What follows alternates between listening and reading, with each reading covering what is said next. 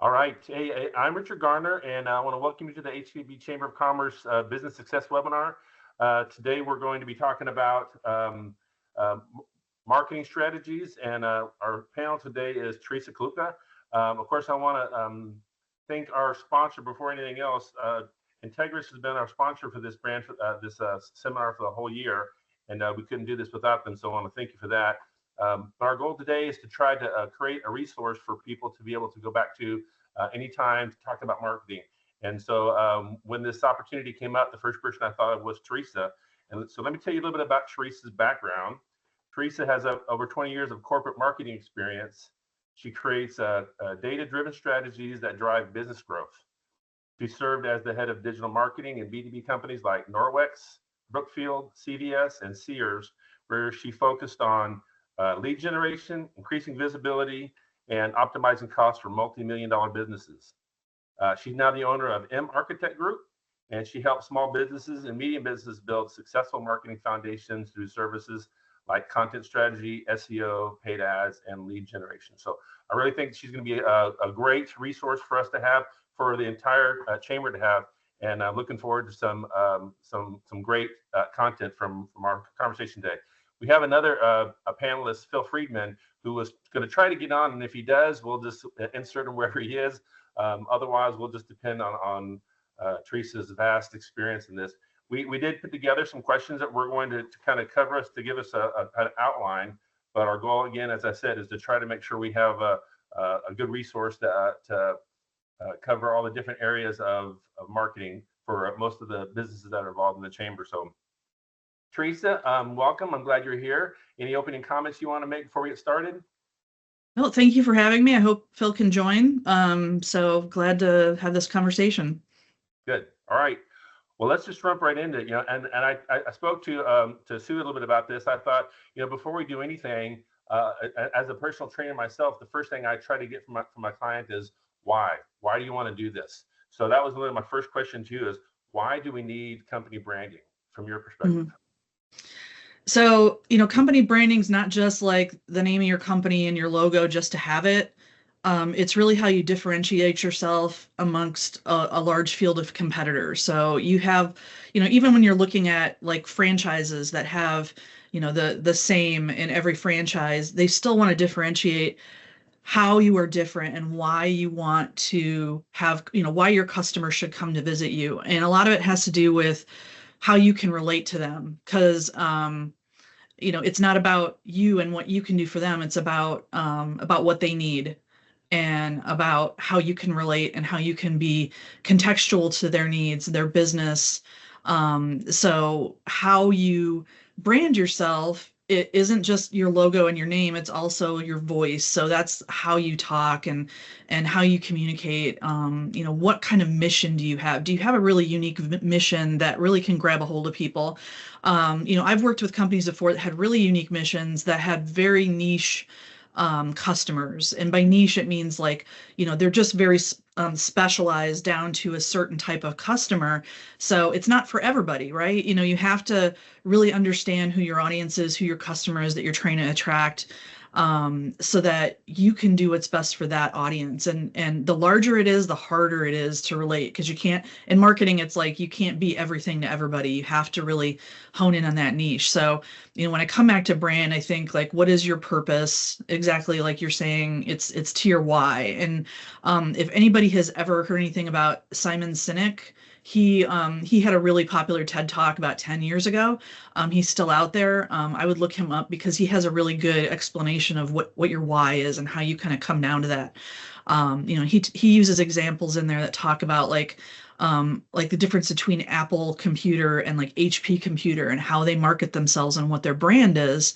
That really is a huge difference in what their why is. Like Apple's why is making, beautifully designed devices that make it easy for customers to be either mobile or be on your computers. Whereas something like HP, people tend to have a more technical, more kind of hard feeling for them. It's like office computer, it's in your office, it's a server, things like that. So when you're thinking about brand, you're thinking about, who are you trying to attract? Are you trying to attract business users? Are you trying to attract residential homeowners, things like that, and what it is that they need.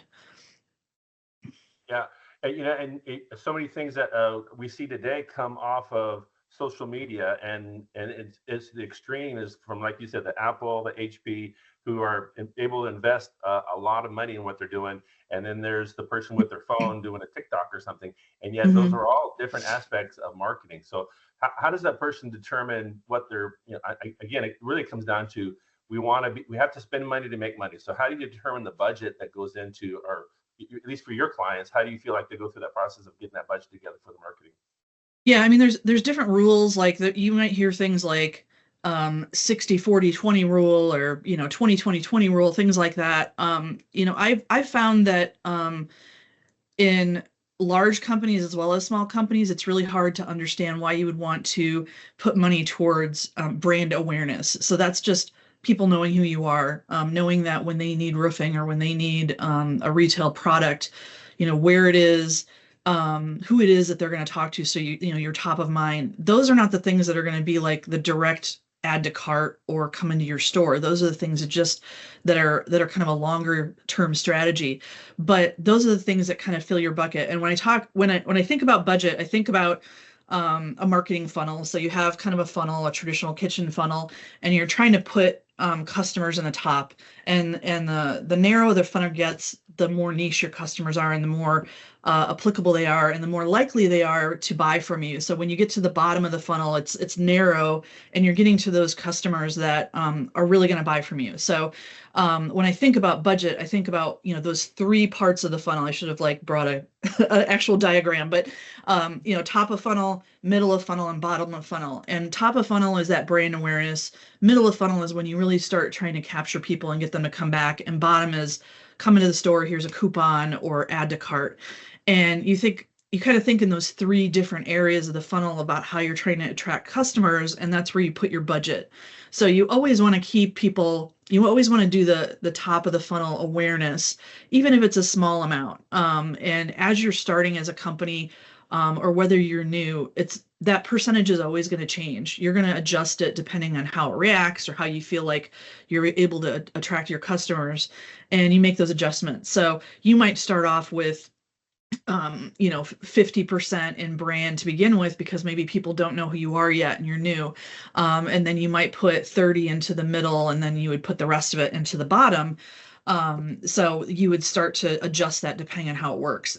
So I'm big on A/B testing and tracking data and seeing what's working for what. And I would just say that if you're splitting up your budget into those three buckets, just always make sure that there's like 10 to 15% in brand awareness, which is like, this is our purpose, this is who we are, don't forget our name, and this is how we differentiate ourselves amongst customers. The rest of it get into more like, what kind of value are you going to show to people that haven't bought from you yet? So that's that middle of the funnel, where you might be creating content like videos or blogs, or doing events and trying to attract people, sending them emails to continually come back and touch base. And those are where you really start doing the testing and trying to figure out what works and what doesn't work, and saying, oh, that blog really tanked, or that social media post tanked, let me try something different. And then when you get to the bottom, you might not initially have very much budget allocated to that, but the further along you get, then you start going, okay, so if you're an e-commerce client, I'm going to start optimizing what my page looks like so that people can add to cart easier. Or you might say, you might have a storefront, and you might say like, my signage needs to be more visible, or I need to have my offers more up front so that people are coming in, adding to cart, or, coming to the register. So you might, as time goes on with your business, start to add more to that bottom of the funnel budget to get more people to come in, whether it's coupons or things like that. So, generally it starts like, what 40, 30, 30, something like that. So I would generally start higher up with the top of the funnel to attract, and then you kind of adjust as the further you go down, and the more you see how effective you're being with brand and getting people in the door.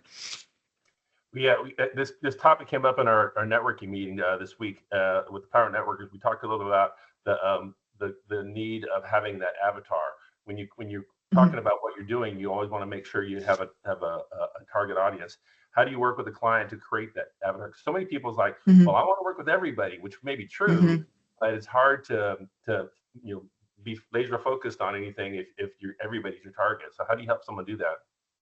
Yeah, I generally start with kind of a discovery session, and a lot of it is that business owner talking about their business and what they enjoy about it and who their customers are, and I try to keep it to like at least to have 2 avatars and maybe 3 and not go any further than that, because larger companies are going to have 15 to 20 avatars, and they're going to have departments that are going to be aligned to each of those different kinds of personas and avatars. But as a small business owner, really you just need 2 to start with, so that you can say exactly who those people are, what their demographics are, what their feelings are and their needs. And we start to talk about, we name them. We say, what is this person's name? I mean, it doesn't have to be a real person, but if it's a past customer that you feel like represents who you are, then, there's Bob Smith. And if there's a new one, then there's, Susie Smith.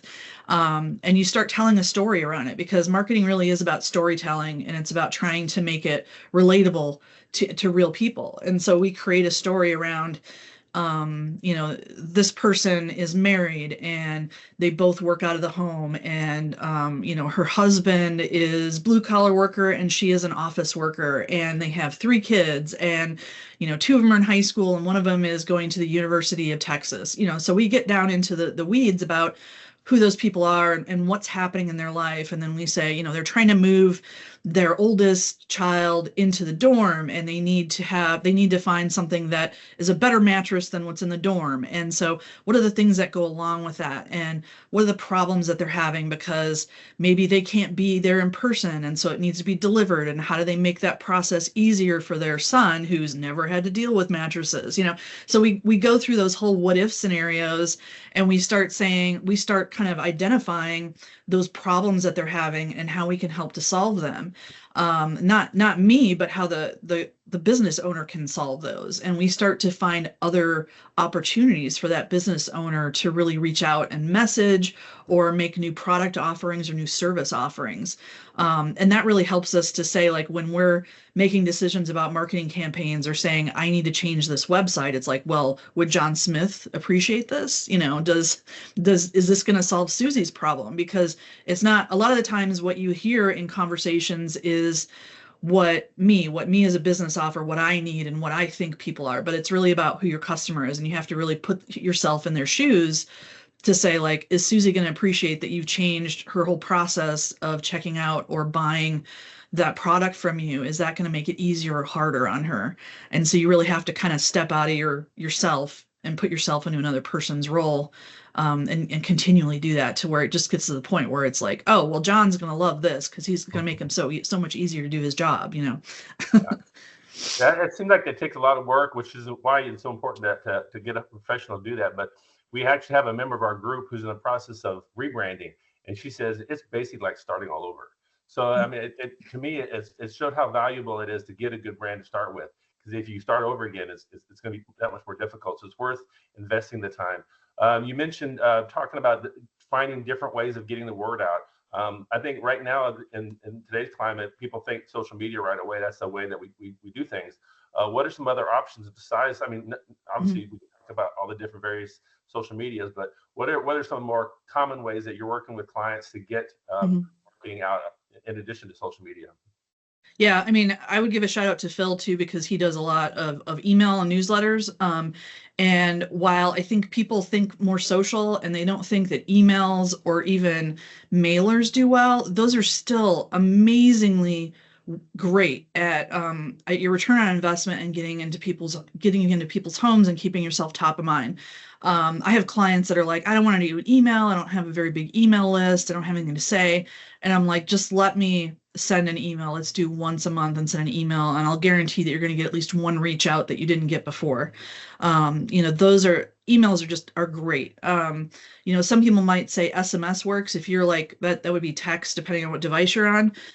If you have a client list and you have like a limited time offer or a flash sale or a party that's going on, those are amazing at getting into people's brains because they're going to see that, 8 times as fast as they are an email. Because I was reading something yesterday and it was like, if you send a text message, people will see that and read it within 90 seconds, whereas an email could take 90 minutes or days for people to read. So, there's different levels of like how urgent is your message, and what do you want them to see, and if you want them to keep it. Because I don't know about you guys, but in an election year, my inbox for text is ridiculous. I think this morning I have about 755 unread text messages. So, you kind of have to think contextually about what's going on. And if you want people to follow up with you, I'm not going to follow up with number 702 because it's gone. But an email, it will sit in your inbox. A lot of times I will leave things to sit in there until I know I have time to sit in later and read it. So that's a really good channel to get people to come back to it. A lot of times people will read it and save it and say, I'm going to have time and I'm going to come back and I'm going to investigate this more or do more research or look at your website. So those are just really great. I would say that those are great for middle of the funnel for creating value and as well as getting people to pull the trigger to buy your service, because those just sit there and they kind of simmer and get people to think about you and come back to you. One thing, I was at a talk yesterday and there was a marketer that was talking about, I just lost my track. What was she saying? She was talking about social media. She's like, don't expect social media to give you sales. You might get 1% of your sales from social media. And there's a whole lot of technical jargon around attribution and yada yada about social media, but really it's all brand. It's all that top of the funnel awareness.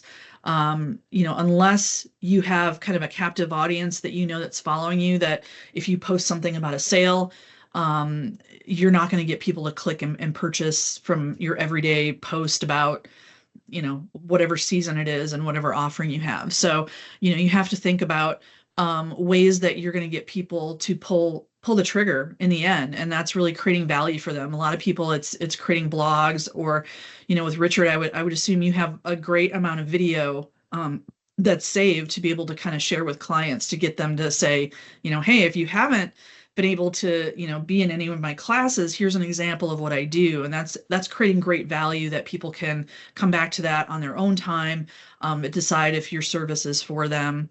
My whole thing is about content. It's not necessarily what channel should I be on, because I think that all depends on who your audience is. We're back to that avatar and who they are, because my avatar, is not going to be probably on TikTok watching crazy skibbity Ohio videos. I spend time on LinkedIn and I spend time on Facebook. So you have to know who your audience is. So I think more in terms of content. And then you start thinking about what channels does that content play well on, and how can you add value? So I think, if you start from there, then you really understand, you don't need to be on all the channels, and you pick the ones that work best for your avatar. Yeah, I saw a book recently. You may have heard this too. It's called Cold Calling Sucks, and that's why it works. Which is true. Most people don't do it because it sucks, but those who are willing to do it, it works for them because they're the one doing it. But I'm thinking all the branding that we're talking about makes it less cold. The more people know about who you are, the less that calls like, who, what? There's some familiarity if you're able to connect to the right person at the right time. So this is going to help you do the things that we don't want to do, which is making those calls and closing those sales and stuff. Another thing that we often do is look for paid ads. Okay, so I'm trying to post, I'm trying to do content, I'm trying to make calls. Sometimes I just need to get the word out to people who aren't seeing my stuff, and that falls down to paid ads. What's a good process for making sure our paid ads are as effective as possible? Because if I'm putting money out, I want my return. Yeah. I will say, and I will put this out there, that I'm not saying this just because I love SEO and it's one of my main offerings, but SEO is one of the things that that you should look at to see if you have a website, if you have social properties, what does your SEO look like? Because if you're doing paid ads, you're sending those customers somewhere. So it's a website, it's a link tree, it's a form or something like that. And those properties have SEO. And so if you haven't heard of SEO, it's search engine optimization. So it's how you can get your content and your personality and your brand on search engines. And it's not just Google. Bing and Yahoo and others use similar algorithms. So if you're starting with Google, you have a good chance of really ranking well in those other ones.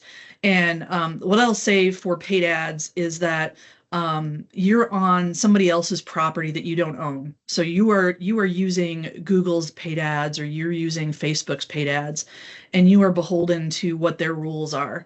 So you need to know what they feel is good SEO and good content. And when we talk about Google in particular, they want your content to be contextual and relevant to the people that are clicking on your ads. So let's say you have an ad that says, low interest rates, call me now for mortgages. They want that link to go to a web page or landing page or a website that has the same messaging. So if you just send all your ads to the same page and it doesn't have the changed messaging for your ad, Google is likely not going to show you as often as you would like, even if you pay more, because it's seeing that that's a low ad value. So if you're looking at, if you're in Google and you're looking at ads, or you're looking at Facebook, you look at ad quality scores, or ad scores, look for those kind of terms, and it will tell you like low, medium, high, excellent. You start looking for those terms and you start trying to figure out, why do they see that I have a good ad and not an excellent ad?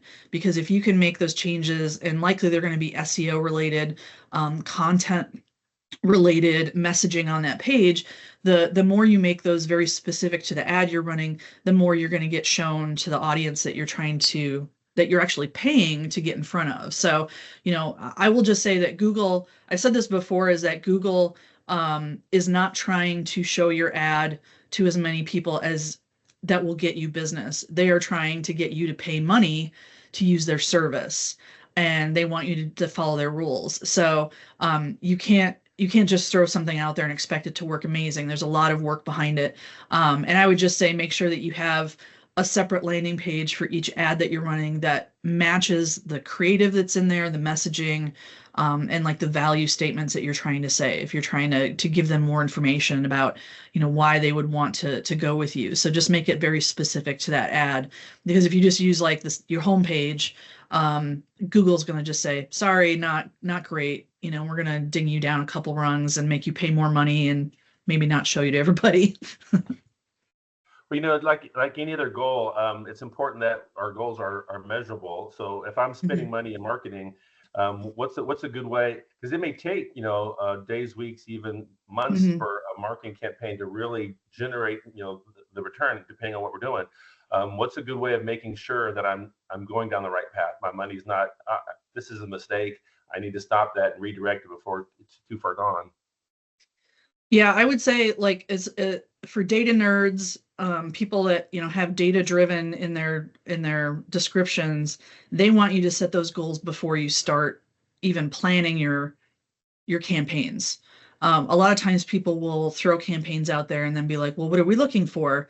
And oh, that's a good number, but you need to set some expectations ahead of time, because you might see that it's just not doing well. Whatever it is, it might be an ad or it might be an email campaign, and you want to change it after a couple hours. Well, you want to be able to set those goals that are like, I'm going to let it sit out there for 24 hours, or I'm going to let it sit out there for 4 days before I touch it, because I want to gather enough data to really make that a significant data point to be able to make changes. Because if you make changes too early, then it might just be the 2 or 3 people that clicked on it that weren't representative of who you are. So make those guidelines to start with. Be like, I'm not going to touch this until Thursday because I want to have at least 200 people click on this.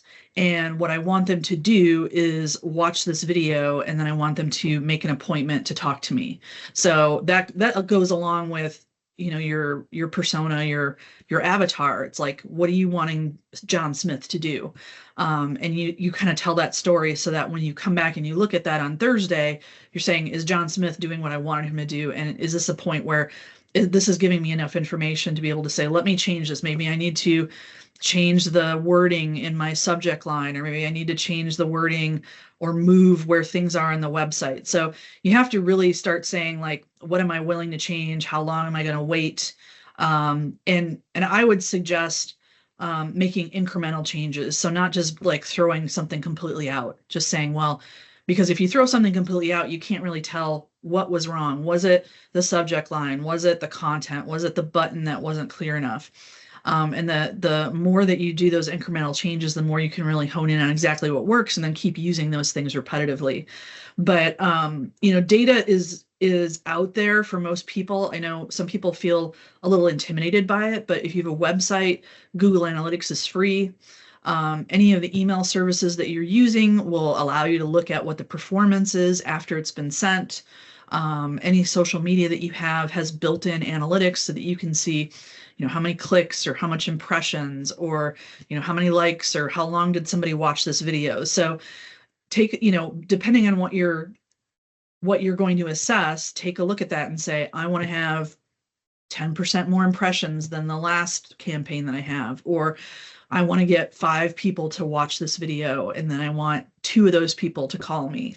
So get really specific when you're talking about throwing things out there and looking at the data, and really understanding what those things are, because not a lot of people really care about what the impressions are, because impressions could just be, it showed up in their feed as they scrolled it. Is that what you really want them to see, or do you really want them to interact with it? It's getting really down to saying, like, we're not going to look at impressions this campaign. We're just going to look at clicks or whatnot. So being very specific about it. You don't have to look at all the analytics either. You can just pick one and say, I think this is the best piece that represents what our business is, what people are engaging with their business with. Yeah.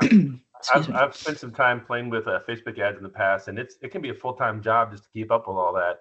And when you talk about the analytics and all the data that's there, it makes me wonder, does AI come into that? I know AI is a big thing in technology right now. Have you encountered that where people are using any kind of tools that does a lot of the analytics for you? Yeah, I mean, a lot of the platforms have AI built in. They might not have been calling it AI, but they have algorithms that are set up to be able to learn. So if you are new to starting an ad, you might hear somebody say that, like, this is in the learning phase. So the system is trying to gather enough data so that its AI or its algorithm can look at that data and give you some insights and give you suggestions on what's next. I've done a lot with some tools that will give you suggestions for maybe the best subject line for your email, or the ads that the ad copy that you're running. I really like a website called CoSchedule. It has a lot of free tools. It has some like upgrades, but like if you're just sending it on an email to your list, or you're wanting to start out with an ad, it will balance things out and say, like, you need to have more emotion, or you need to have something that's a little bit more value, or put in less common words, so that it helps you kind of balance out and make that first, thank you, that first stab at copy really good. I've used that a lot for blogs, because blog titles are very clickable, and for email. It's really helpful for even if you want to do a social post. I know a lot of social schedulers have AI built into it. I know like Buffer, and even just Facebook has a little button that you can click on and say, why don't you AI this for me, and make it more casual or make it more formal, things like that. So I think those are fun. I mean, even like LinkedIn, I'll use that sometimes when I'm doing a LinkedIn post because I'm not feeling especially thoughtful or professional that day. And I'm like, let's see what LinkedIn says. I'm like, oh, I like that a lot better. And, I'll go in and I'll kind of change some words that I wouldn't normally say. But one thing I would say is that I wouldn't use it without editing it. So I think AI is really good at giving you lots of suggestions and kind of brainstorming. So if you don't have somebody there to kind of bounce ideas off, it's a good brainstorming. But I will say that I do see a lot in the news about platforms putting in back-end code that you can't see that will indicate whether this has been AI generated. So I see that a lot in things like, especially if you're talking about maybe people doing schoolwork. For years there have been websites where you can kind of check to see if it's plagiarized. A lot of people are doing that with AI. So I've seen that a lot of people that are doing freelancing, freelance writing, that like maybe their clients will do a double check and be like, this says it's 75% AI. So they're trying to kind of base whether or not they're getting the best results out of that person's experience versus AI. So I would just be really careful. I mean, I think there's a lot of fun ways to use AI creatively.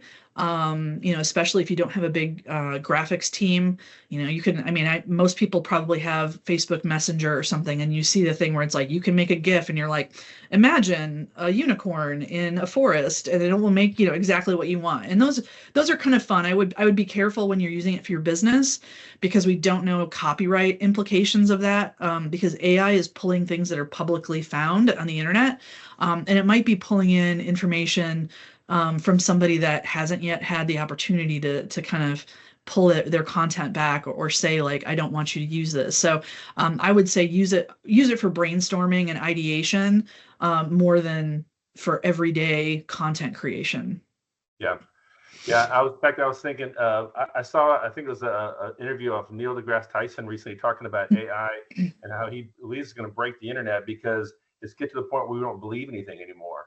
Mhm. And if we have so much AI in our marketing, I wonder if that's going to affect our believability. We keep talking about, we want to do business with those we know, like, and trust. But if Mhm. I don't trust you because you're giving me information, and I know I see a lot of ads right now that are fake, this is not real. You can kind of Mhm. tell, you watch their mouths are not moving right or something's not in sync. But, Yeah. and immediately the trust level is out the window because this person's intentionally manipulating you. So what's the one thing that when you deal with a client, it's like, everybody, no matter what, you got to do this. What's the one thing that you would recommend to any client that came to you to make sure that they're at least getting the minimum level of marketing done?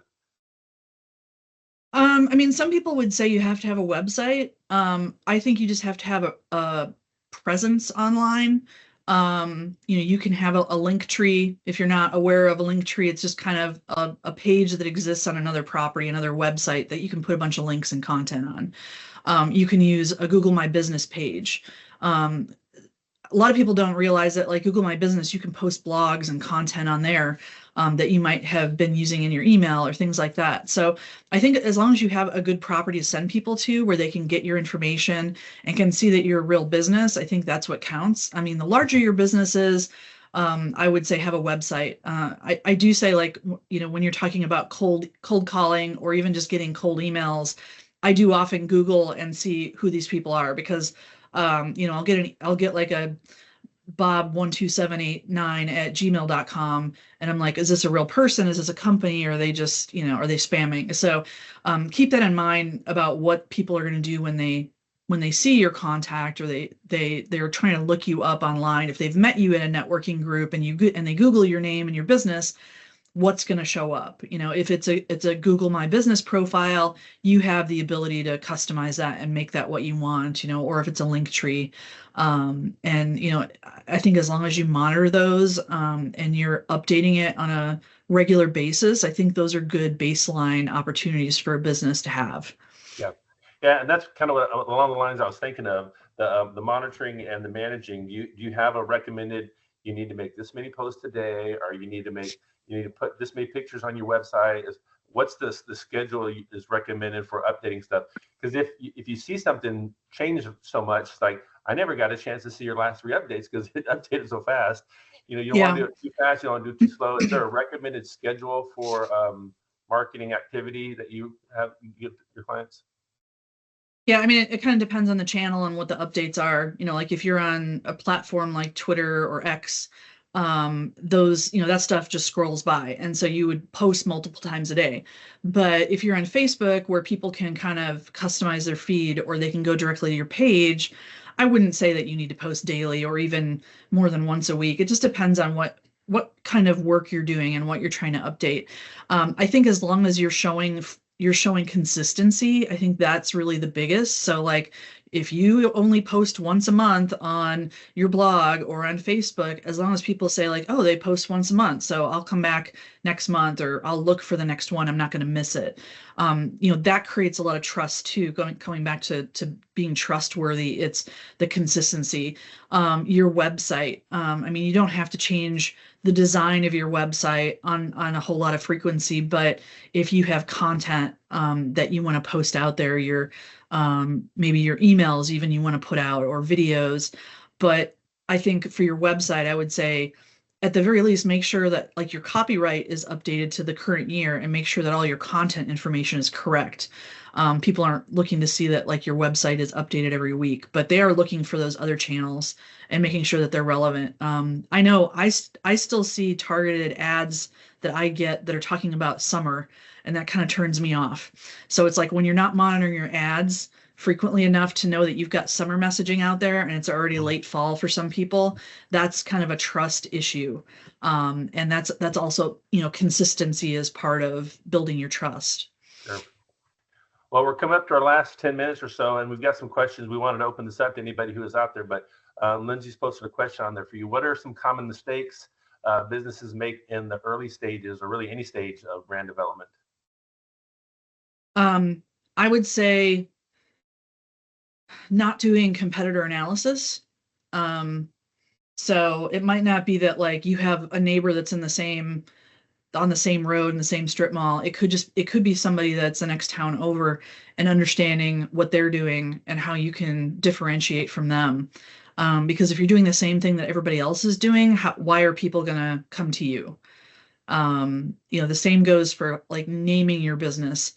Does it make sense when people are like, oh, you do that, okay, I understand that's what your name means. Is it clear enough? Is it targeting your customer base, your avatar? Because I see a lot of people that are naming things because they think it sounds cool, but it doesn't really relate to their business. And then you get to where like you're creating a logo, and the logo is unclear, and the writing is maybe over stylized, and it doesn't work well on signage. So you have to kind of think about how other people are going to perceive it, and not just you. Because I know a lot of people really want to display their own personality in their brand, and I think that's great because that's a great differentiator. But if you're not looking at your competitors and you're not thinking about your avatar, then you could be doing something completely different that won't relate to them. If you have an older audience that isn't on social media, then spending a lot of time developing digital assets is really going to be a waste of time, and maybe you need to spend more time on print pieces or signs and things that work really well in print and signage. Good. All right. If you have any other questions, go ahead and post it up there. If you're watching this later on, I'm sure you'll be able to comment on there. We'll kind of track this.